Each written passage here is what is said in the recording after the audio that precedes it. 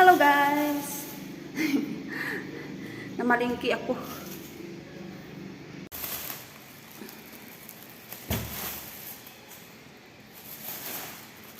Yeah, bigat. So ayan, nagaling na ako ng palingki mga Marimars. Di na ako nag-video doon. Ouch.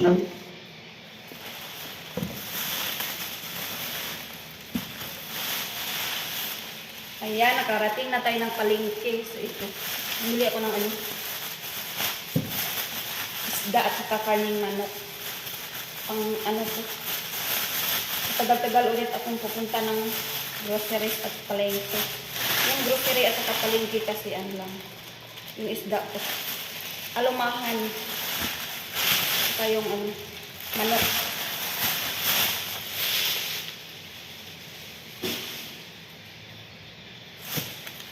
So, ito yung aking haba, di ba? Yung aking resibo. Puro lang to. Mga promotion lang. Ito, pagka mga ganitong hinihiwa-hiwa na medyo mura na nilang binibenta. Kasi ito, mix-mix din, mura na lang nilang binibenta. Prutas, to grapes. Kaya, kinuha ko. Talong, onti lang, mahal ng kilo ng talong. Ito, medyo paborito kong gulay. Bili ako ng sitaw, bataw, patani, saging. Lang din. Maganda kapag matayningan ba na may mga maraming binibigay na parang ang tawag dito. Offer. Luya. Kasi mahal ang luya. Kaunti lang yung binili ko. Yung patatas, barato, mura.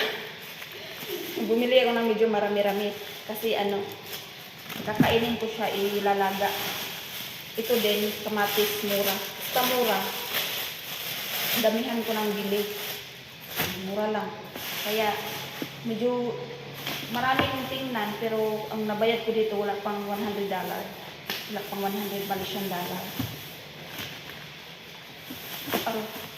Ito, pambabae. Ito, kailangan with sa ating maiinom sa ating umaga, pang almusal. Tinapay. Ang almusal din. Ito sa aking panlaba. Diba, bumili din ako nito.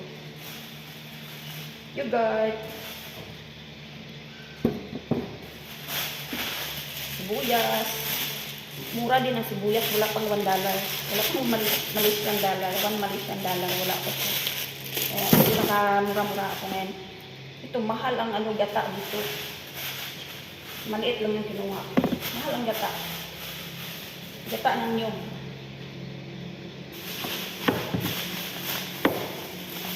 Bumili ko ako ng para sa panluto na ako. Maliit na gas. Ito. Sabon panlaba. So, yun lang. So, nakarating na ako ng remittance. Nakapagpadala na ako. Tapos, ayun, manahimik na naman ako dito ng isang buwan. Tapos, next month ulit. O, diba? Every month ako lumalabas. Tapos niyan, trabaho, bahay. Ganun lang yung life, o diba? Boring.